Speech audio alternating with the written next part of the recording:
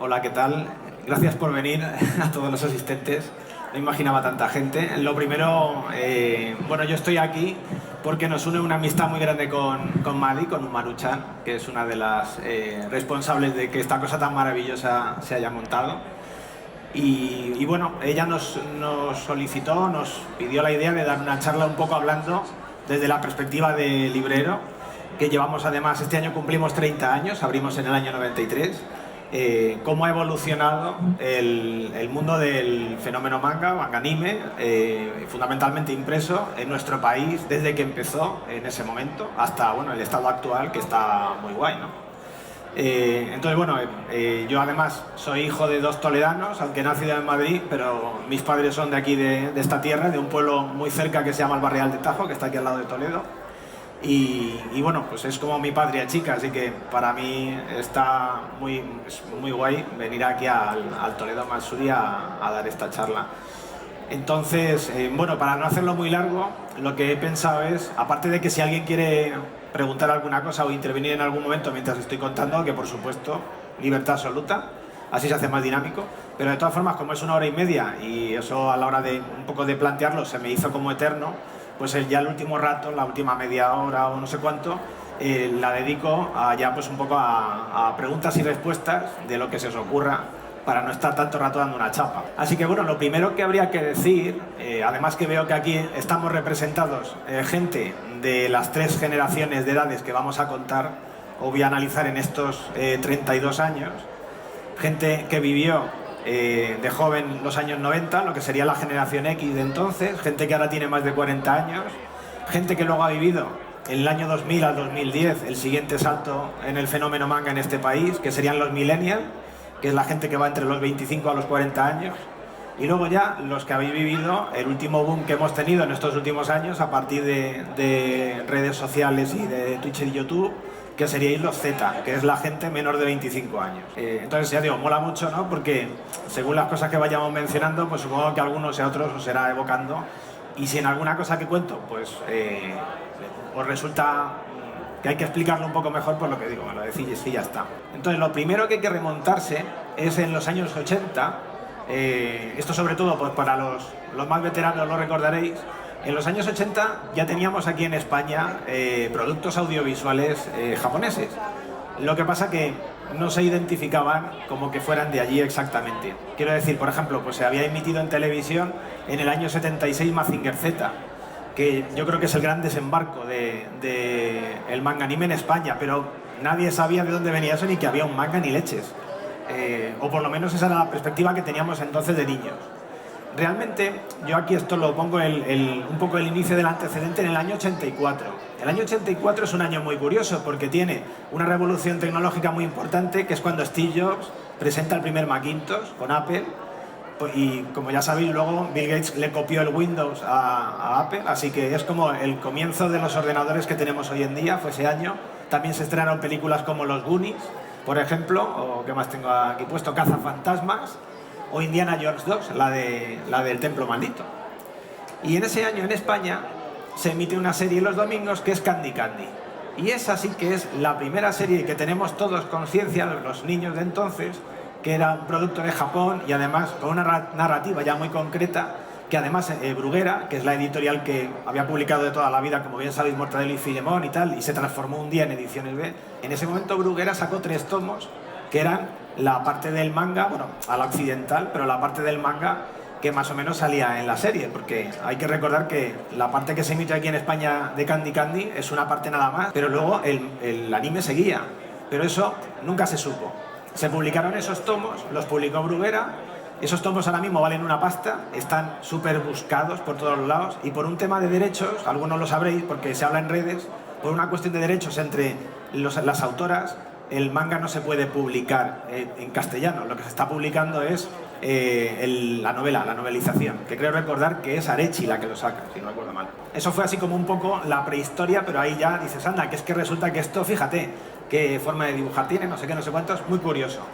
De ahí saltamos al año 89, y en el año 89, que el contexto así un poco general es la caída del muro de Berlín, o sea, Europa empieza a tener transformaciones y tal, en España se crea la Asociación de Televisiones Autonómicas, lo que se llama la Forta, Y hay dos emisiones, que son TV3 en Cataluña y en Andalucía Canal Sur, que contratan una serie que les resulta graciosa para emitir, que se llama Dragon Ball. Y que además contratan una serie de episodios nada más, pues creo que es hasta el primer torneo de las artes marciales, si mal no recuerdo, cuando salía lo de Jackie Chun, y ahí se corta y reciben tal cantidad de cartas de la gente que contratan el resto de la serie. Entonces eso sería un poco cómo entramos en los años 90, que es cuando realmente va a desembarcar. Entonces realmente los años 90 vamos a entender muchas cosas de ellas por una serie de razones que son ajenas al manga, que son más bien sociopolíticas, pero bueno, ahora iremos a eso. La cuestión es que precisamente en el año 90 tenemos dos acontecimientos muy importantes. El primero es que surgen las televisiones privadas. Las primeras tres que tenemos, que son Telecinco, Antena 3 y Canal Plus. Las tres contratan series de animación también para su parrilla. Y entonces ahí es ya cuando por fin la sociedad empezamos a conocer realmente lo que es ya venir a lo bestia, producto, en este caso audiovisual japonés. Y ahí tenemos, pues de salida, pues he puesto aquí brevemente varias. Por supuesto, dos fuera de serie, Juana y Sergio, que precisamente ahora va a salir en castellano por fin. Campeones, La Reina de los Mil Años, Robotech, o sea, un montón. Que crean ahí como una incipiente cultura, primero en el campo audiovisual. Y luego el segundo punto, que es el que nosotros, por ejemplo, a nivel de la tienda nos afecta, es que se publica esto que me he traído la copia mía. Se publica en España el primer número de Akira, que lo tengo todavía desde entonces. Esto lo saca Ediciones B en alianza con dos editoriales que se llaman Dragón y Glénat, por supuesto al sistema occidental y coloreado, porque esto venía de Marvel, que era la que lo estaba sacando en Estados Unidos. Entonces esto es exactamente, lo tengo por aquí apuntado, principios del año 90. Y esto es una revolución. En nuestro caso, tú fíjate si hay revolución que nos marca el nombre de la librería, porque para nosotros esto es el cambio de paradigma de las narrativas tradicionales del cómic americano y europeo, y conocer dos chavales lo que supone el manga como narrativa, y abrir esto y flipar directamente con este número. Entonces, se puede considerar que el primer número de Akira, en ese sentido, aparte de iniciar una década, abre las puertas de lo que va a ser en España el empezar a publicar manga. Luego, a continuación, vamos a tener pues una cascada de publicaciones que van a ir en la misma línea. Por ejemplo, en el año 91, Norma edita Pesadillas de Otomo. Y en el año 92, Planeta Agostini va a publicar Dragon Ball, la serie blanca, que la saca en mayo, en el Salón del Cómic de Barcelona. Además, una serie que va a ser semanal. Y luego, además en castellano y en catalán, la primera vez que un cómic se publica en los dos idiomas a la vez, o sea, una barbaridad. Y con las ventas de Dragon Ball en España, en estos años, donde era prácticamente el manga más conocido por la gente, no había mucho más, han sido una barbaridad tan grande que no han sido superadas desde entonces. Eran cifras que en algunos casos llegaban casi a los 200.000 ejemplares por número. Entonces nosotros, por ejemplo, en nuestro caso en la librería, que en ese momento era pues un sitio de 25 metros cuadrados, de pequeñito, nos damos cuenta de ese fenómeno social que está ocurriendo a la hora de trabajar y de pedir los atrasados, que ves que además te viene gente ya no de toda la ciudad, te viene gente incluso de otras ciudades, porque ven que tú tienes para completar esa colección. Entonces yo, por ejemplo, abrimos un septiembre del año 93, ya digo que vamos a cumplir pronto 30 años, y en ese mismo mes me planto en la Embajada de Japón. Yo ahí a la aventura, me atiende una señora que habla medio regular el castellano y me empieza a enseñar un montón de publicaciones. Claro, yo le cuento mi vida, le digo, oye, pues tengo esta librería, queremos vender esto. Claro, lo único que había en ese momento en España era, pues eso, Akira, Dragon Ball y el Pesadillas de Otomo y poco más. Y me empieza a sacar cosas que para mí fueron como una explosión en la cabeza. Me saca una Shonen Jump, me saca la edición de Akira, la que tenemos hoy en día, en blanco y negro, con los tomazos, me saca los tankubons de distintas colecciones, además en un formato en el que yo todavía iba a tardar mucho tiempo, como vosotros, en saber qué se llama tankubon o cómo en narices se llama eso. Ya te digo, empezaba a sacar ahí cosas la mujer y eso fue, te revienta la cabeza, en plan de, ostras, es que esta gente no es que tenga tres cosas, es que fíjate todo lo que tiene. Entonces, de hecho, ella me puso en contacto con empresas importadoras que podían traer a España ese producto en japonés. Porque, de hecho, durante esos años, como aquí no se publicaba casi nada y lo que se publicaba era la americana, porque por ejemplo Planeta empezará a licenciar de la editorial Viz americana muchos mangas que todavía veréis por ahí, sobre todo los más veteranos, editados como esto a la americana y así finos, como Bao, Ranma, tengo aquí muchos, City Hunter, bueno, Norma también, por supuesto, en unas ediciones que además se hacían muy largas, lógicamente, porque tú entiendes que si el Tankubon son 200 páginas y la entrega te la están dando en 24 o en 36, pues te vas a estar toda la vida para recopilar eso.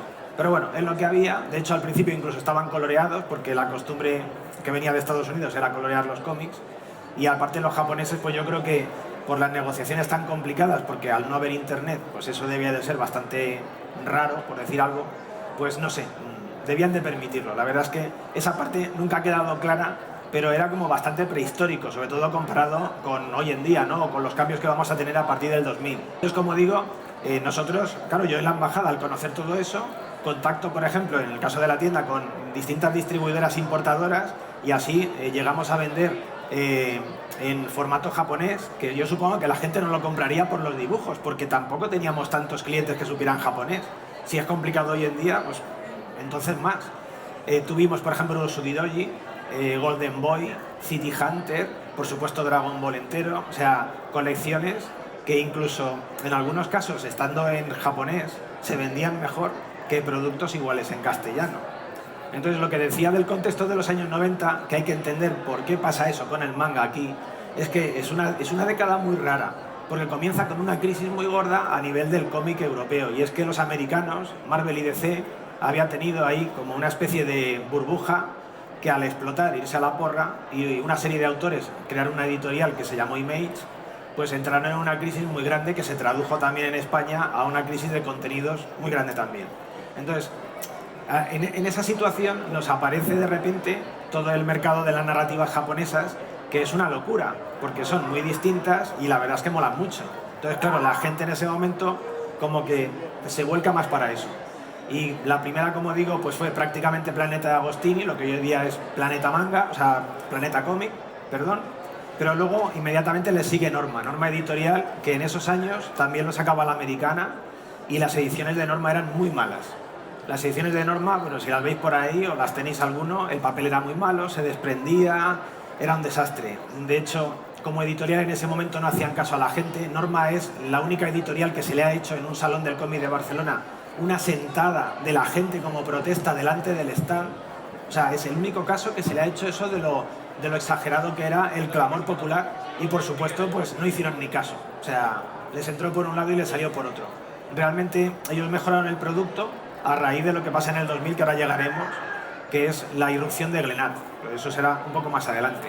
Entonces, como digo, en estos años pues tenemos Norma, que empieza a publicar títulos como Kimagure Orange Road, porque en ese momento teníamos la serie Johnny y sus amigos, que es como se llamaba el anime en España.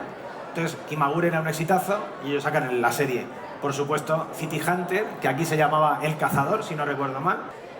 Video Gelai, gracias a Norma conocemos al señor Masakazu Katsura y toda su obra, y entonces comienzan publicando Video Gelai. Bateadores también, igual Mitsuru Adachi es conocido por mucha gente gracias a la publicación de esto. Y tenemos además, en caso de Planeta, el mérito de dos editores como son Juanjo Sarto, que hay que agradecerle esos años de apostar, una editorial como Planeta, que estaba sacando sobre todo Marvel, a apostar por una cosa para ellos tan rara como era el manga. Luego él deja el puesto a Ana María Meca, que a muchos ya os sonará, y ella siguió con esa dinámica. Entonces, por ejemplo, casos así curiosos es que en el año 92, si no recuerdo mal, o por ahí, la Cúpula publica el primer manga que ya nos trae una especie de tankubon, que es Gon de Tanaka, el famoso dinosaurio cabezón con muy mala leche, que habréis visto incluso en videojuegos. Pues Gon de Tanaka nos llega a las librerías, pues eso, pues un tomo que para hoy en día sería lo más normal del mundo, pero entonces era la cosa más marciana, porque era un tamaño rarísimo y en un formato rarísimo. Pero visto con la perspectiva, hay que reconocer que en eso fue una editorial muy avanzada a su tiempo, porque supo ver en la evolución de por dónde iba a ir la edición en España. También en el año 93, a finales más o menos, llega a España la empresa Manga Video, que es la que va a empezar a sacar un montón de anime, de OVAs, en castellano, empezando pues eso, por El puño de la estrella del norte, Urosugidoji. Gracias a eso, por ejemplo, pues la gente vamos a conocer el género este que sería el hentai tentacular, por decirlo de alguna forma, apta para todos los públicos, ¿no? Que se iba a convertir en un exitazo, porque cuando luego investigas resulta que esa narrativa es la forma que tienen en Japón de esquivar la censura, que como ya sabéis es bastante fuerte para el tema de mostrar partes sexuales en el manga. Entonces, al hacerlo de esa narrativa, pues lo esquivaban. Y ya te digo, y eso tiene un exitazo muy grande que también llega aquí, hasta el punto de que va a abrir, por ejemplo, Norma, en los finales de los 90, va a publicar una serie de mangas muy famosos, que son Ujin, cosas así. Ya digo que a muchos seguramente todavía las conoceréis. Va a tener el sobrenombre, su editor, que en ese momento era ya Óscar Valiente, va a tener el sobrenombre en redes de Óscar Caliente, en broma, precisamente porque no hacía más que sacar todo ese tipo de hentai que obviamente se vendía de maravilla. Lo único que, eso sí, editado, como digo, a la occidental y con una edición bastante mala hoy en día, que el que lo conserve seguramente al abrirlo se le caerán las páginas, porque tenía una encuadernación en rústica bastante mala. Luego también tenemos en esos años el comienzo de fanzines que van a difundir ante la poca información. Bueno, muchos habréis oído o habréis vivido que a principios de los 90 había una proliferación de fotocopias muy grande de Dragon Ball, tanto en el mercado de San Antonio de Barcelona como en el Rastro de Madrid.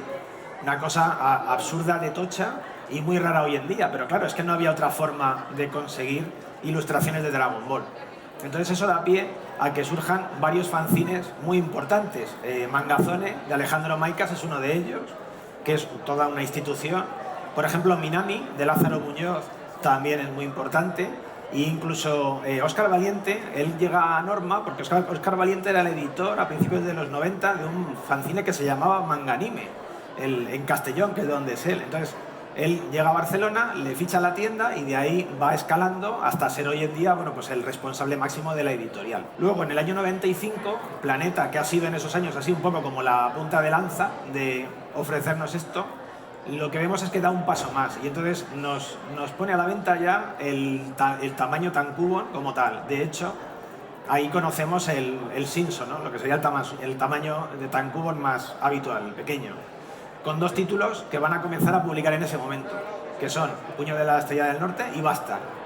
Y entonces van a ir reemplazando ellos poco a poco la edición occidental, que además era a través de los americanos, por las negociaciones con los japoneses, y de esa forma ya vemos mejores traducciones, mejores adaptaciones. También cambian el formato a lo que se llamaba Biblioteca Manga, que es como ellos sacan, por ejemplo, Doctor Slump.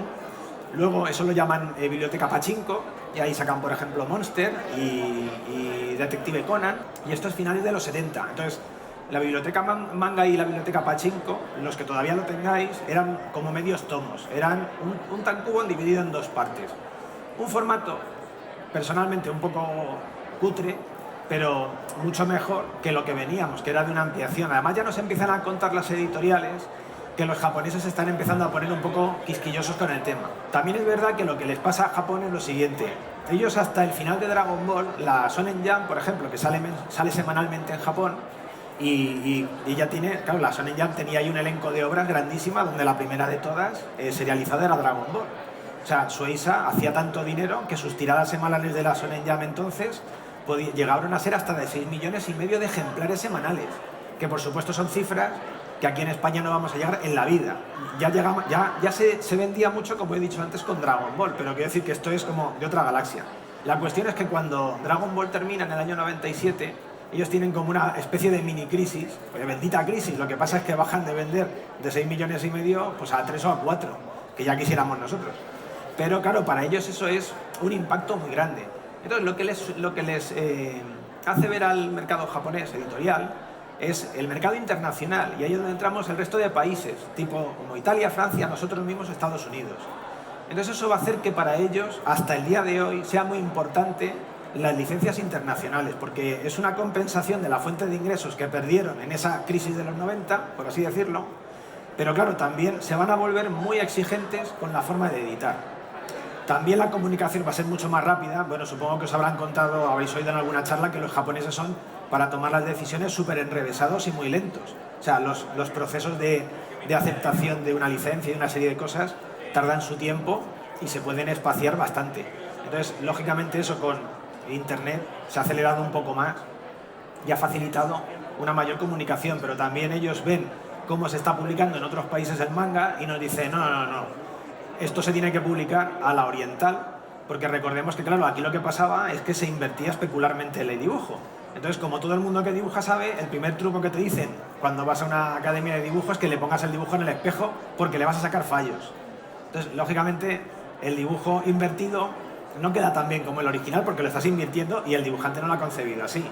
Y luego, aparte, el tamaño. El manga está pensado para un tamaño pequeño, B6 o Shinso. Si tú lo amplías a este tamaño, salvo obras específicamente hechas, como sería esta, pero si tú lo tienes que ampliar, lo que va a pasar es que vas a encontrarle una serie de defectos que no tenía de nuevo, porque al final la reducción gana en calidad. Eso lo hacen los americanos, o sea, lo hace todo el mundo. Entonces, yo entiendo que eso a los japoneses, llegado el momento de difundir internacionalmente sus licencias, no les hace ni pizca de gracia. Y entonces ahí es cuando ellos se empiezan a poner bastante serios con este tema, y por eso hoy en día ya es impensable, porque han pasado 20 años, ahora llegaremos a eso, es impensable que se publique de otra forma. Lo último que pasa en los años 90 es que también para nosotros fue una década turbulenta en España, porque recordemos que tuvimos una crisis muy grande. Acabábamos de pasar los Juegos Olímpicos de Barcelona 92 y el país había gastado mucho dinero. Estaba lo del Luis Roldán y el hermano de Alfonso Guerra y todas estas cosas que conoceréis si miréis un poco en historia, que básicamente pues hicieron un agujero económico en el país. Entonces todo eso hace que tardamos una serie de años en recuperarnos, y también por eso yo entiendo, porque al final es un poco lo que veíamos en la tienda, que favorece la implantación de un producto tan ajeno a lo que se conocía tradicionalmente en el mundo del cómic, como en ese momento era el manga. O sea, que también en los 90 tuvimos en España la suerte con comillas, de que hubo una confluencia de factores bastante caprichoso, como siempre ocurre, pero muy bien avenidos, ¿no? Porque eso crea un caldo de cultivo muy guapo para luego lo que tendría que venir. El último ingrediente, de hecho, es Internet. A partir del año 95-96 ya empieza a ser habitual que mucha gente, sobre todo la gente que se mueve comprando manga, tenga Internet. Entonces aparecen los foros, las listas de correo, y en esa época surge una cosa que se llama la MLM, que los más mayores del lugar la recordaréis, que es la Mail List Manga, que es un sitio donde mucha gente muy habitual, conocedora de todo esto, básicamente pues lo que hace es hablar de sus gustos y difundirlo. Hasta el punto de que, por ejemplo, Planeta, ante esto, comete un error que ya nadie lo ha vuelto a cometer desde entonces, y es el error de creer que el ruido que se te puede provocar porque alguien en Internet te pide algo pueda ser un muestreo de mercado suficiente. ¿No? O sea, ellos veían que en estas listas de correo la gente pedía mucho el manga de Pad Labor, y dijeron, pues hay que sacar Pad Labor, que salió de hecho en formato Shinso, porque aquí hay, bueno, es un ruido ensordecedor de peticiones. El caso es que no vendió nada, fue un fracaso, y de hecho le costó el puesto al editor que mencionaba antes, a Juanjo Sarto, porque Planeta apostó mucho dinero y se lo comieron bueno, nos lo comimos todos con patatas. Es una pena porque Pad Labor es un manga que está muy bien, pero supongo que no sería su momento, simplemente es eso. Con Berserk pasó igual. Berserk Planeta lo sacó al principio, cuando he dicho que eran ediciones americanas, como Gatsu, el Guerrero Negro, muy al principio, nadie lo hizo ni caso. Tuvo que llegar años después Manga Line, que ahora ya iremos a ello, para que ya Berserk empezara a ser el éxito que desde entonces ha sido. Entonces por eso digo que ahí, por ejemplo, Planeta aprendió una lección que se la dio a todas las editoriales, y es, ojo, si editas algo basándote en que lo está pidiendo la gente por Internet. A lo mejor hay que hacer una investigación un poco más despacio, no vaya a ser que básicamente sean 8 personas muy ruidosas, pero tú creas que no son 8 personas, que son 27, y entonces luego no te salen las cuentas. Con eso llegaríamos a la segunda parte de este recorrido, ¿no? para llegar hasta el presente, que son la década del 2000, donde ya los millennials entráis. A nivel, por ejemplo, de contexto español, pues ya la recordaréis porque fueron los deliciosos años de dinero por todos los lados, que la gente se gastaba sin límite hasta que llegó la crisis de 2008, el boom inmobiliario, bueno, una serie de cosas. Entonces, en ese contexto, una editorial que en ese momento publicaba cosas un poco tal, se llama Glenat España, y hacen un cambio sustancial en ello, y es que sacan un manga con sobrecubierta y además a la japonesa, que es Rurouni Kenshin.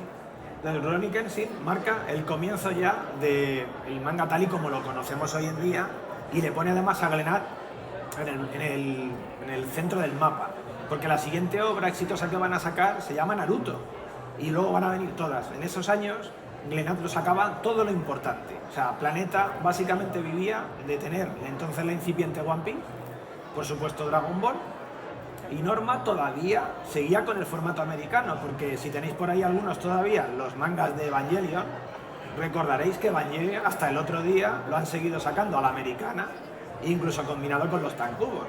O sea, la última de las editoriales de las tres clásicas, Glenat, Planeta y Norma, que se metió en el tema de la edición en tankubo, realmente fueron Norma.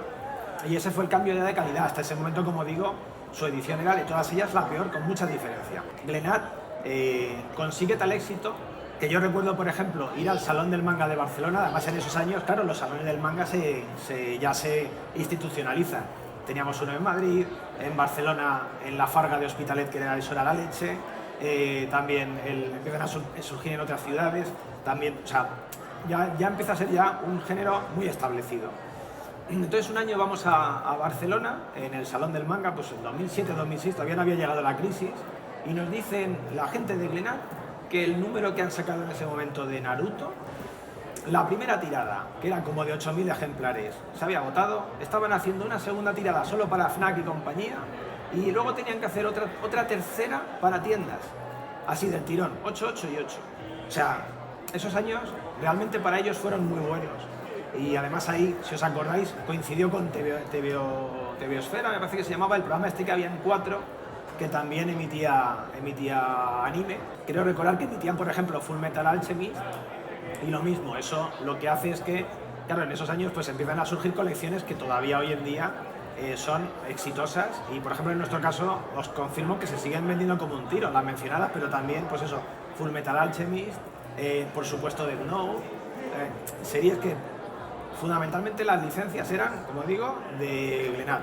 ¿Qué ocurre? Que Glenat, por cuestiones que no son el caso aquí a hablar, o sea, no vienen a cuenta, pues hacen un cambio a partir de la crisis del 2008 y rescinden su franquicia con Glenat Francia. Y eso les cuesta a ellos que Suiza les corta las licencias.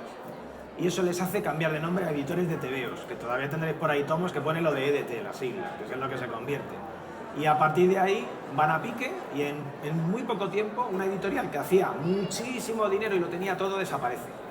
O sea, entre el 2008 y el 2012, creo recordar, se fue a la porra. Y las licencias que tenía fueron repartidas, que además en esos años eran un poco delicados porque estábamos en plena crisis aquí en España, fueron repartidas medio equitativamente por el resto de editoriales. Entonces Ibrea coge muchas, y por eso Ibrea ahora es lo que es. Otras se las queda Panini, otras se las queda Planeta y otras se las queda Norma, se las reparte. Por eso digo que hay que pensar todo lo que tenía en esos años Glenat, que era la releche. Entonces, en esa repartición, pues lógicamente ahora hay como, bueno, está como muy equitativo por eso, porque trataron más o menos de que no se llevaran las buenas todo el mundo, porque en el fondo les estaban ayudando con eso. Era una forma de no de rescatarles, como diríamos en esa época, pero sí de aliviarles la deuda que arrastraban. Y en ese momento, en esos años también, que lo mencionaba antes, teníamos editoriales que luego han desaparecido. Mangalain en esos años editó Berserk, y es la que trae el B6, ya con una calidad muy guapa, y luego también pues sacó otras obras, todas muy exitosas. También teníamos, por ejemplo, Banzai, que Banzai también desapareció. Banzai fue la que sacó entonces Chicho Terremoto. Y además eso también ellos experimentaron con un formato que ahora lo vemos mucho, que es como el doble tankubo, por así decirlo. Es casi un Kanzenban. Era más chiquitillo. En ese momento parecía también un formato muy raro. Lógicamente ahora ya estamos mucho más acostumbrados. Son editoriales que han desaparecido a raíz también de la crisis, pero que también sentaron ahí.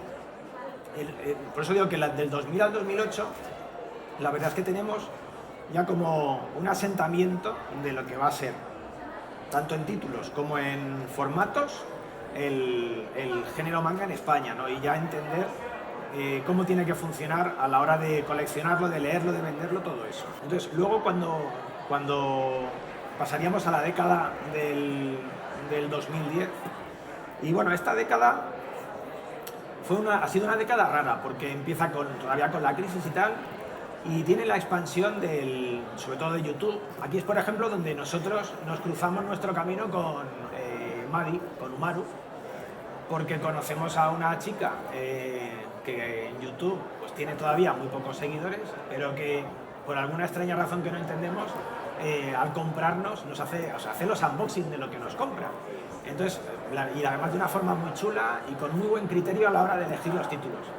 Entonces, bueno, ahí fue donde comenzó nuestro largo camino con ella hasta el presente, hasta llegar a la invitación a esto y el crecimiento de ella como canal, que entonces, como digo, pues yo creo que no era ni 5.000 suscriptores y ahora tiene pues, una barbaridad, ahora es un transatlántico. Entonces, yo también veo que esos años, a nivel de la expansión de las redes sociales y de, por supuesto, de YouTube y luego de Twitch, al manga le dan otra dimensión. Ya se había hecho unas bases muy importantes y ya lo acaban de difundir, sobre todo con la entrada, como decía al principio, ahí de la nueva generación de los Z, ¿no? de la gente que tiene menos de 25 años a partir de esos años hasta ahora. Por supuesto que decir de la implantación en España de plataformas como Netflix, que trae mucho anime, y ya no digamos Crunchyroll. O sea, todo eso lo que provoca es que incluso series antes de que se publiquen en España ya hay una legión de gente que les está pidiendo, ¿no? De títulos que hoy en día son súper famosos. Entonces, bueno, es una década donde lo más destacable es que, por ejemplo, todo el oleaje de gente que se había publicado por parte de Norma en los 90 y alguno por Glenat en el 2000, eso se descatalogaron y en esos años no se publicaba ni gente ni nada. O sea, ha tenido que ser más recientemente cuando ya hemos llegado al BL, pero ahí en esos años un poco en la tipología que se publicaba a nivel de las demografías clásicas era, pues como siempre, muchísimo shonen, un poco de seinen y un poco de shoujo. Y bueno, y como digo, ahí ya empiezan a editarse títulos que ahora mismo le están absolutamente consolidados para cualquiera que nos guste esto. Desembocaríamos en el momento presente, que sería más o menos el año pasado, el anterior y este. Y esta década que acabamos de empezar comienza de una forma muy rara, como todos sabemos, porque comienza con una pandemia que nos deja en casa. ¿Qué se traduce de eso? Pues que durante un año hay muchísima gente de muchas edades que básicamente no tiene con qué gastarse el dinero y además descubre un ocio que no le requiere irse a ningún lado o irse a un bar, que es básicamente la lectura. Entonces, esta gráfica, por ejemplo, que vemos aquí, que está sacada de TVOsfera, y bueno, la tiene también en su web Mar Bernabé, esto nos dice la evolución de títulos nuevos publicados en España desde el año 2001 hasta el año 2021, que son las últimas cifras. Como se puede ver, los efectos positivos de la pandemia son exagerados. De hecho, ahora mismo estamos viviendo un auténtico boom editorial relativo a los títulos que se publican en manga. Que por supuesto eso pues se regulará como se regula todo en esta vida, que no nos cabe, pero que está muy guay, porque a pesar de todo lo transcurrido, porque además se ve ahí un bajón a partir del 2008, que es eso, es la muerte y defunción de Glenat, la pérdida de muchas licencias, luego ese desierto de esos 4 años donde España estuvo al borde del rescate europeo, y luego ya a partir del 2014, cuando tiene el auge, como decía, de YouTube, tenemos ahí otra vez cómo suben las licencias, bajaron un pelín, lógicamente el año de la pandemia, porque no se podía publicar mucho, y ya en el 2021 vuelven a crecer. Según parece, el 2022 también ha sido del estilo. Digo según parece porque el año pasado ya tenemos un condicionante muy grande, que es la subida de precios por el encarecimiento del papel. Entonces, bueno, eso se tiene que ir viendo con la perspectiva del tiempo, pero aún así, esta gráfica lo que nos indica es que ahora mismo estamos en un punto pues muy guay. Cuando alguien nos pregunta si como fans y libreros hemos vivido una época parecida, la respuesta es no. De hecho, cuando voy a la Comic Con, que bueno, llevo sin ir desde la pandemia, allí me junto con libreros que llevan mucho más años que yo, porque son los que empezaron las tiendas de cómics americanas en los años 60-70, o sea, han vivido todo. Y ellos siempre dicen lo mismo. Hoy en día El friki es el que no le gusta nada de cualquier cosa de estas. Ese es el raro. O sea, los términos se han invertido en 30 o 40 años. De ser una cosa minoritaria en donde estaba incluido el juego de rol, en este caso que estamos hablando, el manga, los cómics y una serie de cosas, de un tiempo a esta parte, que son estos últimos 12 años, en donde ha habido muchos factores. Aquí estamos hablando de uno de ellos, pero el otro también es el cine. Muchos factores culturales, por supuesto, y de difusión, hacen que ahora mismo esto sea una cosa absolutamente normalizada, que mole un montón ver lo interiorizado que tenemos ya este tipo de hobbies, y que realmente es muy difícil encontrarte a alguien que no te diga que no se ha leído o no ha visto una serie de anime. Es muy difícil, que evidentemente las hay. Pero claro, y si no es eso, a lo mejor pues ha visto, yo que sé, pues Juego de Tronos o Walking Dead o lo que sea. Pues yo digo que haciéndolo esto más extensivo a todo lo que sería el mundo friki, por así decirlo, pues ha sido el triunfo definitivo de los nerds en el que estamos hoy en día, ¿no? Llamarlo de una forma así técnica. Y también eso está muy guay. Por eso digo que esa gráfica lo que nos muestra a las claras es que ahora la actualidad, que es un poco por lo que salió en su momento la propuesta de Madrid de esta charla, es cómo estamos hoy en día. Porque las cuestiones económicas son coyunturales.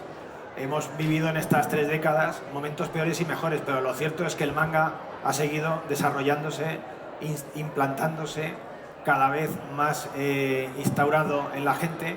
Hay, por ejemplo, un dato que me dijeron el otro día que está muy guay, y es que me lo dijeron la gente del Ayuntamiento de Madrid hablando de otras cuestiones.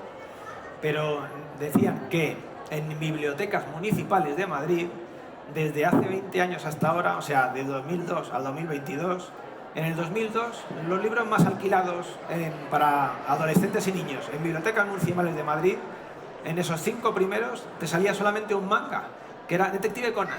Hoy en día me enseñan la gráfica y eran todos mangas. Y de hecho el libro más alquilado es Naruto. Sorprendentemente, y a día de hoy todavía Naruto sigue estando ahí al pie del cañón.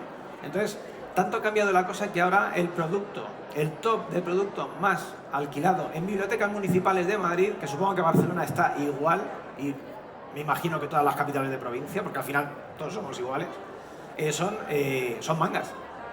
Y eso dice mucho y bien sobre la implantación cultural, que ya va más allá incluso de las editoriales. O sea, si mañana de repente, por una cuestión de alienígenas, desaparecen las editoriales que tenemos en España, el fenómeno seguiría existiendo igual de fuerte que ahora o más, porque ya ni siquiera es una cuestión de que las editoriales estén y saquen el producto, es que ya ha quedado tan integrado, pues como hace años pasaba pues con el cómic de superhéroes. Cuando empezó el manga, que yo recuerdo que decías, hombre, pues esto un día le pasará igual, porque también el problema cuando empezó el manga en los 90, esto, los que lo habéis vivido lo recordaréis, es que se interpretaba desde Europa como un agente muy peyorativo, era como muy invasivo, no se entendía. Como siempre con los cambios culturales, la gente se pone a la defensiva, entonces se entendía como una invasión cultural como muy vacía, porque encima, claro, en ese momento, pues ya lo he dicho, llegaban series sobre todo de corte shonen y muy de entretenimiento. Entonces se tomaba como si, no sé, como si la sociedad en el mundo del cómic se estuviera volviendo boba o algo así. Es que es muy extraño. Y lo único que decíamos es, oye, esto requerirá su tiempo, porque el cómic americano no llegó a España instantáneamente, necesitó también décadas. Entonces ese recorrido ya lo hemos hecho. Y a consecuencia precisamente de la pandemia, lo que se ve es eso, de que tenemos una implantación donde tenemos una serie de títulos muy consolidados, que he redactado aquí unos cuantos, porque son de todo tipo de épocas, como por ejemplo Naruto. O sea, Naruto sigue teniendo un éxito de la leche. Aquí, sobre todo, yo lo evalúo en lo que nosotros vemos en la librería a efectos de venta, por así decirlo. O sea, aunque, bueno, hay más que ir, lógicamente, igual que aquí a Toledo Masuria, a cualquier salón del manga, para ver que a partir del cosplay de la gente son series que siguen estando. Entonces, Naruto sigue estando ahí. ¿Qué decir de Dragon Ball? Que encima tiene a Super. Haikyuu, que aparentemente Haikyuu fue el libro más vendido en la semana que salió en España. O sea, libro de libros. O sea, fue el más vendido esa semana. Batió todos los récords, por encima de libros de fantasía, libros de poesía, de lo que fuera. O sea, fue una exageración. Pero es que luego vino Tokyo Revengers, que lo volvió otra vez a arrasar. O sea, fue una locura.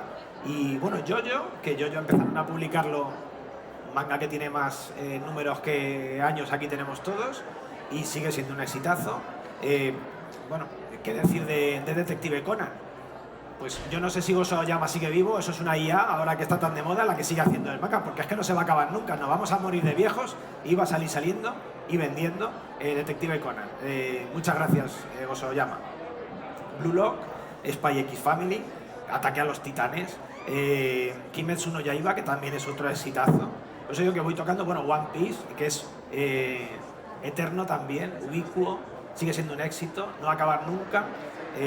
Death Note, ¿qué decir de Death Note? Que muchas veces hemos dicho, pero si es que ya tiene que haberse comprado Death Note todo Madrid. Es que es alucinante.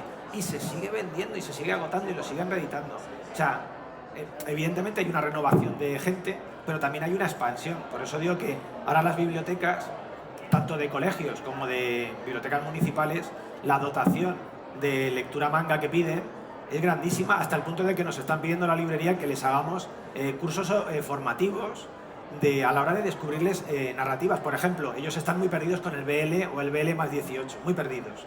O sea, es que no lo conocen, de hecho. Ellos básicamente se centran en el shonen y alguna cosa que conocen del seinen o del shoujo, pero del BL ni idea. Y además siendo bibliotecarios que les guste esto, que es otro problema, porque claro, el bibliotecario que no sea especialmente que conozca el manga, a lo mejor tiene literalmente 3 cosas y porque se las pide la gente, como decíamos lo de Naruto. Entonces están incluso ya solicitando, de ahí la reunión, que las librerías especializadas, que sobre todo además esto nos gusta, les orientemos a la de decir, oye, pues mira, se puede poner más que el BL más 18, porque si son menores, pues lógicamente pues no van a querer alquilar material con contenido explícito sexual, pero en el BL hay un montón de títulos y que además están dándole a la gente una perspectiva de que el manga, bueno, pues como ha sido siempre en Japón, aquí por fin en España, de que en el manga se puede contar todo, que tenemos todas las narrativas, que es un poco como lo que le pasa al cómic franco-belga, que toca todos los palos. Otra cuestión es que tradicionalmente, por eso hemos tenido que recorrer un camino muy largo, sobre todo a nivel industrial, por así decirlo, porque al final una editorial va a lo que vende. Si vende mucho el shonen, se va a centrar en eso, pero hay que reconocer que ahí la primera que lo supo ver, como he mencionado antes, fue Glenat, que empezó poco a poco a abrir eso. Y ahora tenemos editoriales, tengo por aquí apuntadas algunas como Arechi, por ejemplo, los de Kitsune, Distrito Manga, la propia Iberia, Satori, o sea, son editoriales que son pequeñas, bueno, el caso de Distrito Manga no, porque es Penguin Random House, pero el resto son editoriales pequeñas que se esfuerzan por ofrecer un catálogo muy amplio de lo que una persona puede leer respecto al manga, de que hay una diversidad de narrativas, de estilos y de todo, incluso de formatos, porque ahora tenemos ya un collage grandísimo, que eso es lo que más nos publicita Madi, la pobre, que son las bolsas, porque claro, tienes que embolsar el Shinso, la bolsa por un lado, el B6, bolsa por otro, el Kanzenban, y luego espérate, que el Kanzenban tienes 8 formatos distintos, los de Berserk, que son unos puñeteros, porque no caben en una bolsa americana normal. Entonces nos obliga a hacer una bolsa nuestra, que es la máximo, para poder meter Kanzenban tochos. Y así, o sea, es de una... Pero eso está muy bien en el sentido de que alguien que venga de fuera, o alguien que venga con el prejuicio que se puede arrastrar respecto del manga, entienda que hoy en día el manga lo que arrastra es toda una cultura narrativa tan establecida que, como bien sabéis, para Japón es el ocio número 1, para ellos está por encima del cine y mueve muchísimo dinero y es una industria que ya quisiéramos nosotros tener una 10ª parte de lo que tienen ellos. Entonces, en eso también está muy bien, porque aquí la prensa tienen que ayudarnos en ese sentido y la verdad es que poco a poco también se van sumando a ese carro de difundirlo de una forma positiva, porque hubo una época en la que básicamente la prensa lo que sacaba era fotos de un salón del manga con la gente disfrazada pues haciendo el ganso. Entonces era como un corte un poco peyorativo, como en plan de, bueno, ya están estos haciendo esto, sobre todo en los 90. Entonces, afortunadamente, claro, poco a poco, como todo en la vida y sobre todo a nivel cultural, va habiendo su cambio, que es como la lluvia fina, ¿no? Al final es una erosión en donde tienes que ir dando pasitos para cuando ya lo ves un poco. Y ya digo que el COVID fue la forma en la que tuvimos todos de ser conscientes de la explosión que había pegado, porque de todas las narrativas del cómic, en España, la que más ha crecido a raíz del 2020 ha sido el manga. No por eso es casual que sean 1033 licencias nuevas en un año. Es una locura. Nosotros, por ejemplo, que la tienda, como sabréis lo que la conocéis, es grande, se nos queda pequeña la sección de manga. Hemos tenido que hacerla más grande y meter más muebles. Es que es absurdo, porque no deja de crecer y de crecer y de crecer. Y al final son títulos que los tienes que tener porque son interesantes, porque también la gente los pide, porque al final una editorial hoy en día saca cosas que ve que hay un cierto run run con ellos. O sea, ya no lo sacan un poco... yo creo que esto va a funcionar. Cuando salió, por ejemplo, Tokyo Revengers, ya nos había preguntado por ello media ciudad. Cuando en su día salió Ataque a los Titanes, que ya ha pasado tiempo, había preguntado por ello medio país. Tokyo Ghoul, igual. O sea, había preguntado por ello todo el mundo. Son series que ya vienen con una expectación de éxito detrás grandísima, y entonces el riesgo de la editorial en ese sentido está minimizado, que supongo que siempre lo habrá, pero bueno, no es como antes, que era en plan de como tirar un dardo, bueno, pues a ver si hay suerte, salvo cosas muy concretas, pues eso, como Dragon Ball. Pues recordemos que en los 90, no lo he mencionado, pero Planeta saca Caballeros del Zodíaco, Saint Seiya, y como lo saca en el formato americano y el dibujo, todos los respetos, no es comparable al de Akira Toriyama, pues ¿qué pasó? Que cerró. Tuvieron que dejar la serie en el número 83, que creo recordar que todavía era la saga de Neptuno, creo que todavía no había llegado la saga de Hades. Y ya no se retomó hasta que llegó el Tankubo, años después. Entonces, y era un exitazo, porque en ese momento la gente que en este país veía Caballero del Zodíaco en la televisión, pues era todo el mundo. O por ejemplo, Juana y Sergio, que sale ahora, que tú fíjate, hemos tenido que esperar toda una vida para ver dos fuera de serie, por fin, el manga en el que está basado, ya verlo por fin publicado. Y algún día, cuando el tema legal se resuelva, volviendo al principio con Candy Candy, espero morirme de viejo habiendo visto la publicación bien en oriental y con su tankubon de Candy Candy, aunque sea un Shoujo antiguo, que aparte porque se lo merece, porque es que es una historia que es de las más interesantes que todavía quedan por ser publicadas de esa época. Porque a todo esto, claro, las editoriales ahora tienen encima, con este florecimiento, tienen un campo muy bueno para encontrar títulos que tradicionalmente era complicado publicar porque no había la cantidad suficiente de lectores, o no había la cantidad suficiente de información, o no había la cantidad suficiente de mentalidad de tenerlo a la venta o tenerlo disponible, y no se atrevían. Y ahora yo creo que ya se atreven con todo. O sea, ahora ya es una cuestión de tiempo que digan, vamos a sacar esto, y lo sacan. Y venderá más o menos, pero va a vender.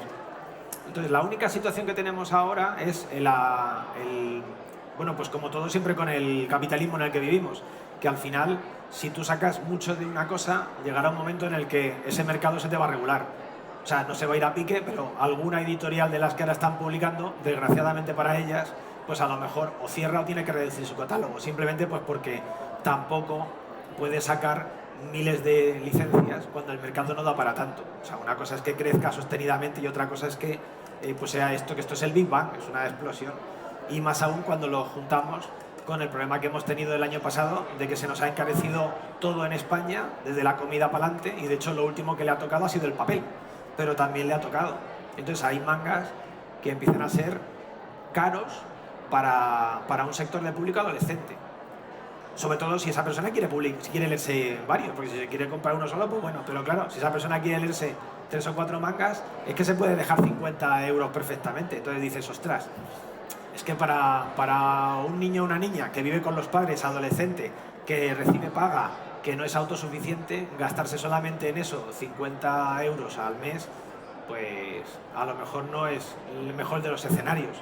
Por eso digo que bueno, eso el tiempo lo dirá, evidentemente, pero lo que sí que estoy seguro es que si esta charla la tuviera que dar dentro de 10 años, que ojalá estemos todos y con la misma salud, esa gráfica habrá seguido subiendo de una forma más pausada, espero, pero seguirá subiendo y seguiremos diciendo eso, que ha habido todavía más expansión, más entendimiento entre la gente no habitual al manga, que es un género, es un tipo de cómic, perdón, que ha venido para quedarse con sus demografías, a su vez con sus distintos autores y narrativas, que incluso se está detectando en estos últimos años que los japoneses y también aquí en España, que incluso las propias demografías tradicionales empiezan a diluirse, que ya no es tan claro como antes que un shonen lo vaya a consumir un perfil de chico, adolescente, no sé qué, patatín, sino que ahora un shonen lo puede comprar gente desde 50 años hasta 8, y Shoujo igual. De hecho, yo soy el primero que el Shoujo que vendo es que siempre lo he leído, porque de hecho yo me enganché con Candy Candy, o sea que yo era el único de mi clase de niño que lo veía y bueno, pues tenía que, o sea, solo lo podía comentar con mis amigas, porque es que ningún otro chico se veía Candy Candy, que era un poco frustrante en el sentido de que era una cosa absolutamente fuera de la normalización que debería de ser, pero hoy en día vemos que está ya a un 50% de chicos y chicas que se reparten las dos demografías, y ya con el seinen, no digamos, el seinen se ha extendido por todos los lados, porque Monster ha hecho mucho bien en eso. Monster ha conseguido que gente que era muy reticente al manga, que además venía del cómic europeo, se enganche, porque veo, bueno, Jiro Taniguchi, lo mismo, con su costumbrismo, que se enganchen al manga porque descubren que hay gente, como en el caso de Monster, que te hace un thriller de la leche, y en el caso de Jiro Taniguchi, que te hace unas historias costumbristas tan buenas como aquí en el cómic nuestro tendríamos, pues yo que sé, a Paco Roca, por ejemplo, o en el franco-belga a otros tantos. Entonces eso también permite que, lo que decía antes, ¿no?, que esa barrera que siempre hemos tenido de la gente no comiquera o de la gente comiquera no manga, también vaya desapareciendo poco a poco, vaya siendo cada vez más permeable, y aunque sean géneros que, claro, lo que más tenemos publicado hoy por hoy en España, porque al final las editoriales van a las cifras, pues es el shonen, obviamente, pero eso no quita para que esas fronteras se hayan diluido tanto que ahora ya es como, bueno, pues como pasa por ejemplo en el cómic de superhéroes, que el cómic de superhéroes se concibió en los años 30 y en los años 40 como un producto para adolescentes, y desde hace mucho tiempo el cómic de superhéroes lo consumen, por lo menos en España, mujeres y hombres por igual y de todas las edades. Entonces yo creo que estamos en ese mismo camino respecto del manga, lo cual está muy guay, porque como digo, para alguien como en mi caso, que el comienzo de Akira y por supuesto con el caso de Candy Candy, ves unas narrativas que te llaman mucho la atención, pero que están miradas con un cierto desprecio por muchos sectores, o incluso por gente que lee cómics que no lo entiende como si leyera cómic franco-belga, pues es como que por fin hemos podido conquistar todo eso, y el momento presente es la mejor de las situaciones. ¿Se toma en cuenta o qué tanta relación hay, por ejemplo, con Crunchyroll España a la hora de promocionar más o imprimir más un manga, ¿no? Vale, ¿ves? Esa es difícil. ¿Y por qué es difícil? Porque yo la veo más para un editor, que no es mi caso, que para un librero, porque tú piensas que cuando yo me entero de una licencia es cuando te enteras tú, literalmente. O sea, hay gente que piensa que nosotros somos unos privilegiados que tenemos información privilegiada en las librerías. Y eso en un mundo paralelo del Doctor Extraño sí, es así. En esta tierra en la que vivimos no. O sea, en esta tierra, de hecho hay veces que me viene el cliente y me dice que se ha licenciado en no sé qué, lo va a sacar la editorial, ah, qué interesante. Y entonces es cuando me toca a mí pedirlo. Por eso digo que estás hablando a lo mejor con alguien no tan adecuado para esas cosas. Entonces yo lo que te puedo decir es lo que yo creo que ocurre a partir del feedback nuestro de trabajo y del contacto con las editoriales, que bueno, que no es recurrente, pero de vez en cuando tratas con ellos. Yo creo que hoy en día ellos, porque también al hilo de tu pregunta, ahora mismo se editan cosas que no han salido en el anime en España, pero otras que sí. O sea, quiero decir que tienes esa doble ambivalencia. Entonces yo creo que las editoriales lo que tratan de escuchar un poco es ese run que puede haber, no solamente en redes sociales, sino al hilo de incluso gente que les traduce, como gente como Marc Bernabé, o sea, gente conocedora de mercados como el japonés, para ver que en el fondo son los editores. O sea, quiero decir que la parte del editor manga de cada editorial es un poco eso, es un poco decir, ostras, pues esto tiene, por ejemplo, cuando Glenat editó Kenshi, nos dijeron en la editorial que lo que les pasó es que Enrique Piñeiro, que era el asesor editorial, Enrique Piñeiro, entonces, no sé si ahora, trabajaba en Continuará. Continuará es una de las tiendas de Barcelona más clásicas que existe, que está en Vía Laietana, y ellos han traído manga de importación y merchandising toda la vida, muchísimo. Es una institución allí en Barcelona, si vais, pues lo conoceréis. Bueno, pues le ficharon a Enrique Piñeiro porque precisamente por ser un librero que iba todas las semanas a Japón a traerse cosas, él les dice, hay una serie que deberíais de publicar que está teniendo mucho éxito allí, que se llama Rurouni Kenshin, porque Glenn no tenía ninguna intención de sacarlo. Pero claro, ante eso dicen, bueno, venga, te vamos a hacer caso. Y claro, nos dicen, a raíz de ahí, cada vez que Enric decía ya era, sí, lo que tú digas. Por ejemplo, él lo siguiente que les dice es, hay una serie que se llama Naruto, habría que sacarla, hostia, venga, pues, en ese plan. Entonces, eso, por ejemplo, es importante, que el editor, os digo que desde la perspectiva del librero, que con los editores habló de vez en cuando, entonces, tampoco es que sea nuestra función, pues os digo que la nuestra es, en nuestro caso, ¿cuánto pides para que no te quedes sin, o sea, como en un restaurante con la comida, ¿no? O sea, para que no te quedes sin comida para los platos de ese día, pero que tampoco te sobre, que la tienes que tirar. ¿Cuánto pido yo de Tokyo Revengers, el número 1, para no llenar la tienda de tomos, que sean 1000 y me tengo que salir a la calle porque no me caben, pero tampoco quedarme cortos? Y eso es muy complicado. O sea, no hay una solución para ello. Hola, bueno, nada, lo primero de todo, agradecerte la charla, me ha parecido súper interesante. Nosotros venimos de Madrid, bueno, yo soy de Alcalá de Henares y fuimos en una ocasión a la tienda, nos gusta un montón. Muchas gracias. Nada, mi pregunta muy sencilla, simplemente quería preguntarte cuáles son tus obras favoritas. Me gustaría que diferenciaras por los 3 periodos que has descrito, ¿no? Como el boom del principio, luego el de los 2000 y ahora tus mangas actuales favoritos, porque yo tengo como mucha admiración por los libreros y las personas que conocen tantas obras, entonces como qué mejor persona a la que preguntarle que, ¿no? Tú que tienes a disposición tantas obras. Bueno, gracias. Esta es una de ellas, aunque el nombre lo sugirió a mi hermano, también tengo que ser justo con él. Mi nombre de la tienda iba por Star Wars, que es mi otra gran pasión. Afortunadamente ganó él, porque el nombre hubiera sido más feo. Entonces, pero aún así, los dos estábamos muy enganchados a Akira, entonces sería injusto dejarla fuera. Pero la otra, que me he traído aquí una pieza de coleccionista, que es el póster book que sacó Planeta en los años 90, que eran un montón de pósters desplegables, una maravilla, de cosa rara que hoy en día no se saca. No sé cuánto valdrá esto de segunda mano. La otra es Dragon Ball, en esa época, porque yo reconozco que son las dos que a mí me vuelcan. Claro, cada uno tiene su historia en ese sentido y tiene su obra que es como que le ha hecho de gancho. A mí son estas dos. Luego, a lo largo del tiempo, ¿con cuál nos quedamos? Vale, son muchas, o sea, quiero decir que es una pregunta complicada, como nos pasaría a todos, porque es como lo de qué dedo me corto que no me duela. Pero bueno, si tengo que reducirlo a poco, yo, por ejemplo, de esos primeros años, para mí fue un descubrimiento muy grande Ghost in the Shell, que entonces al principio Planeta lo sacó llamándolo Patrulla Especial Ghost, nombre espantoso, porque creo que era el nombre que tenía en Estados Unidos. No sé, Ghost in the Shell es un manga que siempre lo recomiendo en la tienda, porque incluso el anime, pero el de Mamoru Oshii, no la película de imagen real, el anime de Mamoru Oshii se ha estado proyectando en filosofía de la Universidad Autónoma de Madrid por las connotaciones filosóficas que tiene al respecto de toda la reflexión que hace ese manga sobre la humanidad de un ser cibernético y la deshumanidad de alguien que está en un cuerpo cibernético, o sea, de los dos personajes. O sea, es claramente una obra que cruza las barreras en la que está hecha, que en este caso es el cómic, ¿no?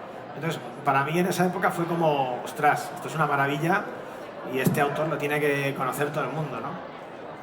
Entonces, en esa época sería ese. Luego, de la década del 2000, ya empieza a ser la cosa complicada. Pero los hermanos Elric me gustan mucho, así que si me tuviera que quedar con un manga de entonces sería Fullmetal Alchemist. Me gusta un montón y es que la estética steampunk es una de mis debilidades, entonces, aunque por ahí está también Death Note, que también está muy bien por lo mismo, porque es una obra que también trasciende el género y el soporte en donde está al hablar de muchas cuestiones éticas, pero quedo con los hermanos Elric. Y luego, de estas últimas, pues muy complicado porque es que hay muchas que están muy bien. O sea, ahora mismo la calidad de publicación es muy buena.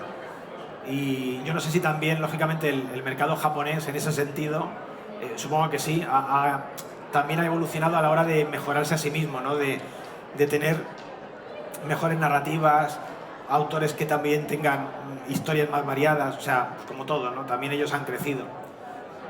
Si me tuviera que quedar con alguna, y es súper injusto, Tokyo Revengers. Bueno, mi pregunta a lo mejor es un poco tabú, pero como has hablado al principio de las fotocopias del rastro, yo quería preguntar del tema piratería, que sería la evolución de eso ya con Internet. ¿Cómo se ve desde los libreros? Muy buena pregunta, me alegro que la hayas hecho porque se me había pasado completamente, así que me has enmendado muy bien la charla, gracias. Y además es muy necesaria porque muchas veces, o sea, la pregunta más habitual que me hacen los periodistas cuando me entrevistan, para lo que sea, y en esto tanto, o sea, incluyo al cómic americano, es ¿qué tipo de impacto tiene la piratería o la descarga digital o como lo queramos llamar en el cómic y en este caso en el manga? Porque a ellos, supongo que desde el desconocimiento o haciéndole extensible a cómo funciona la música, donde te puedes descargar lógicamente canciones, y al cine, pues les preocupará, y por supuesto los libros no digamos. Bien, afortunadamente para todos los que estamos aquí, y los que no están pero que les gusta el manga también, es residual.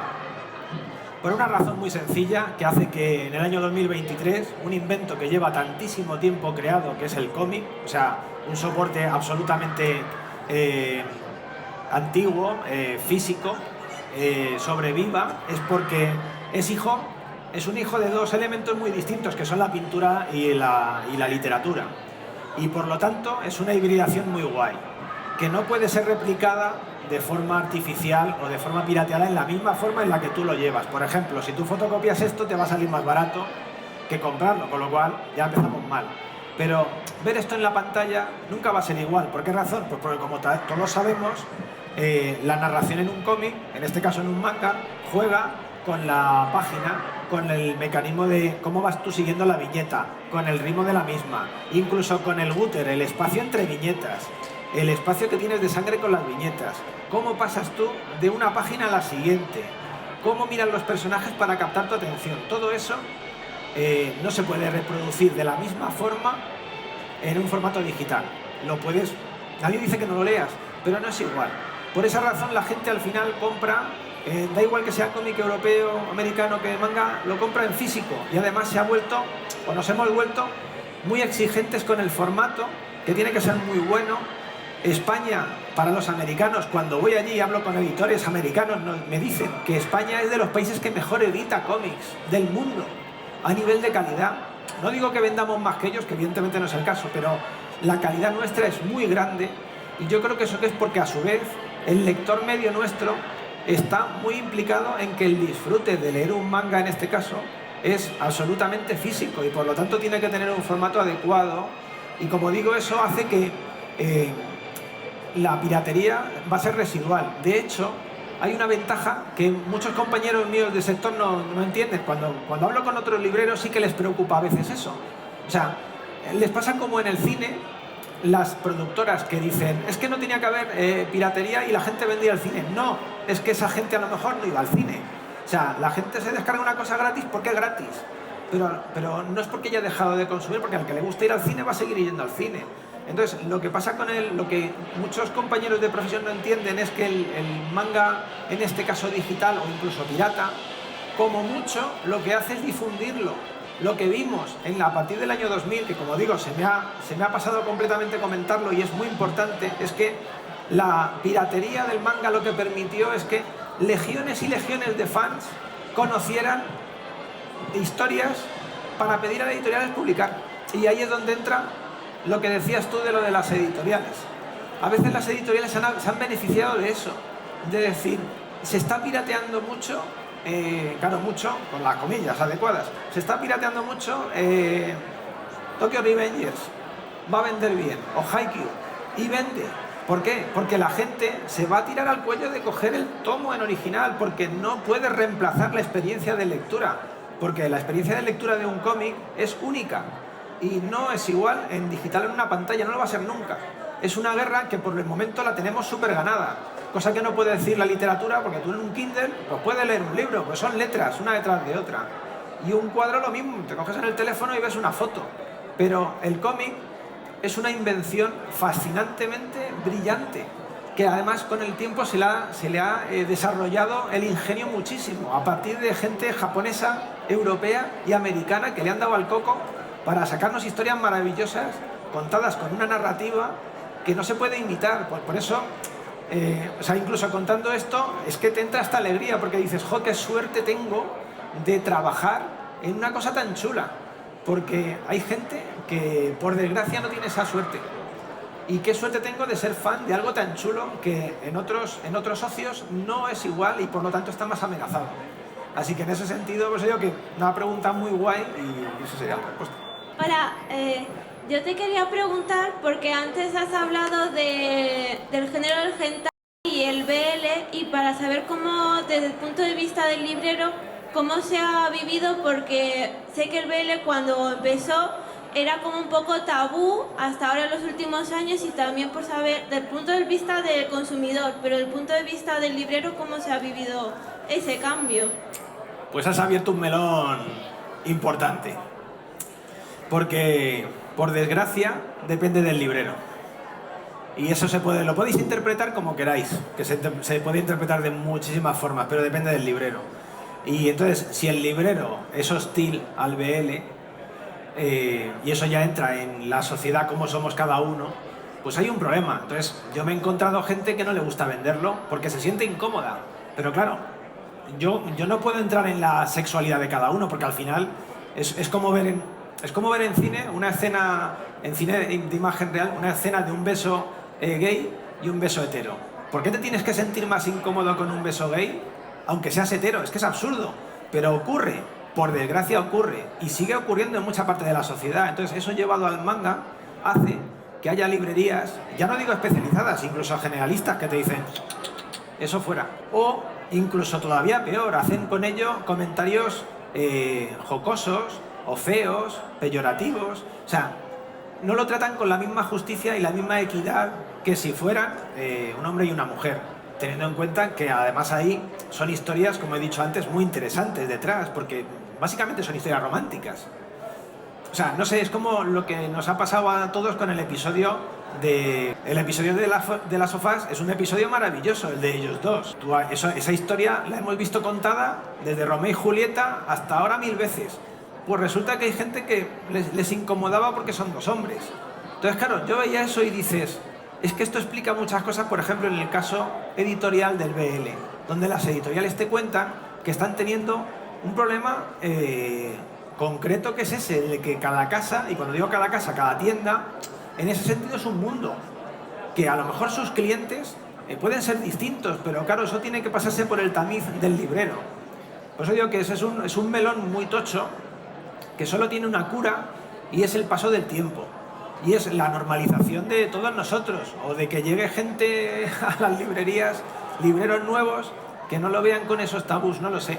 Pero es una solución que solamente pasa por eso. Igual que ha pasado que hemos necesitado 30 años para extender y normalizar el manga, el BL ahora está empezando a recorrer ese camino.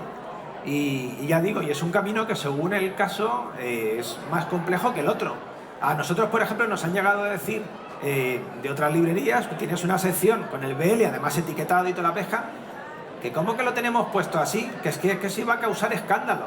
Pero tronco, ¿en qué estamos? ¿En 1814 todavía? Bueno, pues así sigue estando el mundo, por desgracia, o por lo menos en relación a ese tema. Por eso digo que, bueno, pues afortunadamente todo se cura con tiempo y se curará también. Pero va a hacer falta mucho, y además que las editoriales sigan apostando por ello. Por eso cuando hablamos con editores les decimos eso, les animamos en plan de la gente de Milky Way o de Arechi.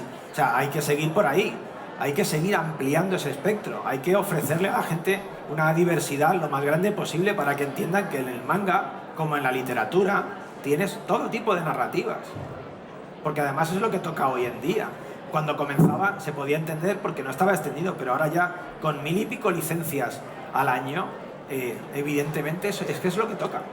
Yo tenía una duda y un comentario. Mi duda iba con respecto a las novelas ligeras, que no sé si es impresión mía, pero en cuanto a novelas ligeras, me parece que no he visto yo en muchas tiendas que se vendan, pese a que al menos en anime veo que se adaptan casi igual cantidad, igual cantidad de mangas, novelas ligeras que se pasan a anime. Y como comentario, justo relacionado a la piratería, veo que aplicaciones como las de Shueisha que tiene para leer gratuitamente manga, en mi caso al menos motivaron a que yo me pase a comprar mangas en físico más que generar el efecto contrario. Vale, pues empezando por el final, exacto. De hecho, los japoneses, ante la proliferación, en Japón me refiero, de poder ver en los móviles películas o televisión, que ellos lo llevan haciendo mucho antes que nosotros, por supuesto, claro, ellos también abrazaron, como tú bien dices, poder verlo en digital. Pero para ellos eso no ha sido una pérdida de mercado, ha sido al revés, conseguir una implantación mayor, de darle más difusión, porque al final mucha gente entra primero por la tecnología que por el manga. Entonces, si tú en la tecnología le enseñas una cosa, te va a llevar al manga. Si no tiene la tecnología, a lo mejor no hubiera conocido el manga. De hecho, eso era en los años 90. Entonces, en ese sentido, está muy bien. Y sobre lo otro, lo de la novela ligera, a ver, es que eso, de nuevo, como el tema del BL, también depende de la librería. ¿Por qué razón? Porque eso ya no son mangas, son libros. Entonces, aquí recordar que en este país no todas las tiendas que venden manga tienen que vender libros. Entonces, yo entiendo que para ellos tenga que ser una decisión cuanto menos compleja, porque van a meter un producto que ya no son viñetas. Entonces, ¿dónde lo pones? ¿Cómo lo tratas? Claro, nosotros, por ejemplo, que de hecho ahora tenemos más libros que cómics incluso, pues es sencillo, porque bueno, pues lo que haces es, de hecho, inauguras una sección que antes no tenías, que es novela ligera japonesa. Y además te conviene que cada vez haya más, precisamente para darle su empaque, ¿no? Pero, claro, el que tiene una tienda pequeña, que solo son mangas, que no tiene libros, que encima no le sobra el espacio, y le llega la novelización de Final Fantasy, pues dice, ostras, ¿y a ver qué hago yo ahora? ¿Y cómo vendo esto? Entonces, por eso digo que ahí, o sea, no tiene la complicación que tenía lo que respondía del BL, pero también ahí está supeditado al sitio que lo venda. ¿Qué ocurre? Que los que mejor lo van a vender eso, y fíjate que no me incluyo, son las grandes superficies, porque por espacio no van a tener nunca problema. Y esa cosa que se llama Amazon, que os sonará de algo, pues tampoco tienen problema con el espacio. Pero claro, para el tejido de tiendas de manga que tenemos en España, al salirse del estándar de lo que es un manga, ya dependes en que el librero le guste tanto que, claro, quiera apostar por ello, que es un poco lo que pasaba con el BL. Si al librero le gusta, lo va a tratar de maravilla, pero con nada que no le guste, lo va a tener escondido, no lo va a tener. Entonces, es lo mismo. Buenas, a mí me encanta escribir, entonces, ¿qué me recomendarías? Porque si quiero hacerme famoso en el futuro, con el tema de la piratería, que al fin y al cabo es inevitable que ocurra, en mi caso, que a mí me va más escribir, o sea, las palabras, tendría muchos más problemas que si me aliase con otros artistas y que hacemos un cómic, ¿no? Primera cosa, lo de hacerte famoso. Hay que currar. Porque te vas a meter en un trabajo con mucha... Bueno, ¿qué trabajo no tiene competencia, por otro lado? Pero quiero decir que te vas a meter en un jardín donde vas a tener que lidiar con escritores ya consolidados de aquí y de fuera. Entiendo que es para hacer guiones de manga editados en España. Entonces, ahí te digo el consejo que siempre, cuando tenemos una charla de estas en la tienda con algún autor, dan, que es lo primero, producir, en tu caso escribir, el dibujante sería dibujar, producir mucho. Tratar de hacer historias completas. O sea, no enseñarle al editor, no, esto es el comienzo de lo que sería, sino algo más o menos cerrado que le dé una idea. Y luego, a partir de ahí, hoy en día lo tienes sencillo en España, porque en general en todos los salones tipo como el de Madrid y Barcelona, las editoriales tienen una atención a nuevos autores, donde tú puedes mostrar tu portfolio, si eres un dibujante, o mostrarles trabajos de guión, o con un dibujante con el que tú vayas de la mano, decirle, pues mira, esto lo hemos hecho entre los dos como currículum, ¿no? Este es con mi guión y con su dibujo. Esa posibilidad la tienes. ¿Que es fácil? No. ¿Por qué? Porque como todos los trabajos, mucha competencia y mucho esfuerzo. ¿Que se puede conseguir? Sí, porque además ahora mismo en España se está publicando ya muchas cosas autóctonamente. Planeta lo hace mucho. Pero entonces ahí sería el primer consejo que dan. Ayer, por ejemplo, tuvimos en la tienda dando una charla a Isaac Sánchez, al Eulogio, y le preguntaron esto. Era un no que dibujaba, pero en su caso la respuesta fue la misma. Y él dijo, lo más importante es enseñar cosas terminadas. O sea, que vayáis con el dibujante que sea o tú solo y le digas, esta es la historia con principio y fin terminada. O sea, él decía ayer, y es muy inteligente la cuestión, tú no puedes enseñar un trabajo a medio terminar en plan de, bueno, pues esto que luego lo dejé Porque es como si a mí alguien me viene a querer trabajar en la tienda y me dice, no, pero cuando me da la vena me voy. Pues no te voy a contratar, porque lógicamente tú quieres un compromiso con tu trabajo, en cualquier trabajo. Y al final a la gente a veces se le olvida que ser guionista o ser dibujante es igual de trabajo que el que repone botellas en un supermercado. La única diferencia es que es más creativo y mola más. Y estará mejor pagado al final. Pero es un trabajo igualmente, que lo vas a tener que hacer te apetezca o no. Entonces, claro, si tú quieres convencer a tu futuro jefe, tendrás que irle con cosas interesantes, no hace falta que sean geniales, pero mínimamente interesantes. Y sobre todo, que él diga, anda, mira, pues una historia terminada, porque a partir de ahí, a lo mejor te pide que la desarrolles más grande o algo similar. O sea, algo que le llame la atención. Por ejemplo, allí en Estados Unidos, que los americanos de Marvel y DC reclutan mucho español para dibujar, lo que ellos te dicen es que lo que buscan en un dibujante, que sería algo equivalente, no es que dibuje bien, o sea, que no que sea un tío como Leonardo da Vinci, sino que tenga un estilo reconocible y original, con sus defectos o virtudes, pero reconocible y original. Entonces, tú escribiendo lo mismo, o sea, no tienes que ser Stephen King, por ejemplo. Simplemente una persona pues que les propones una idea que dices, anda, pues mira, pues está guay, el desarrollo está muy bien, el de personajes está bien trabajado, y si luego encima alguien lo ha dibujado y el dibujo está majo, hostia, pues todo eso todavía redunda más. Entonces, desde mi humildísima opinión, sería el consejo que yo te daría. Yo tengo una curiosidad, o sea, sobre el tema de la semana pasada se estrenó el anime de Oshinoko Yobe con el cosplay y ha petado muchísimo en páginas como en Vaya Animelis, que ahora mismo está el top 1. Y quería saber, o sea, desde el punto de vista de tu librería, por ejemplo, si has notado como un aumento de ventas y también el tema de que, por ejemplo, el manga está vendiendo muchísimo en Japón y pasa que es una historia que pasa como un poco al revés que Chainsaw Man, que por ejemplo fuera, por lo que tengo entendido, vende muchísimo más que en Japón y en este caso yo creo que puede pegar un gran boom porque es tanto en Japón gusta mucho y creo que fuera, por lo que he ido leyendo por internet y que está ahora mismo el top 1 en el ranking, que puede pegar. Pues hola, yo creo que en nuestro caso todavía es demasiado pronto, porque al final tú piensas que hay que analizar, o sea, tú necesitas, sobre todo las editoriales, analizar las ventas en al menos un mes o 2 meses. ¿Por qué? Porque tienen que recoger las supuestas devoluciones de la librería, el informe de ventas de la librería, o sea, que una novedad según sale, salvo casos muy concretos como el que mencionaba antes de Haikyuu, y es por una razón, porque Planeta no nos deja devolver a las tiendas especializadas los mangas y los cómics, entonces lo que tú le pidas a Planeta ya es una venta para ellos, entonces claro, lo tienen muy sencillo, has reservado en total 10.000 Haikyuu, pues 10.000 vendidos, pero el resto de las editoriales que no funcionan así requieren un poco más de tiempo. De hecho, esto pasa igual con Marvel, sale una colección nueva y no sabes cuánto puede estar vendiendo, porque cada uno además pues tenemos nuestro tipo de público y nuestras circunstancias, y no es igual una novedad que sale ahora que cuando sale, por ejemplo, en octubre, cuando salen Navidades. Por ejemplo, Tokyo Revengers fueron muy listos porque lo sacaron a las puertas de las Navidades, siempre se va a vender más. Entonces, esos factores hacen que, a ver, eso requiere un mínimo tiempo, que hoy en día se ha dilatado mucho, pero aún así hace falta un poco más.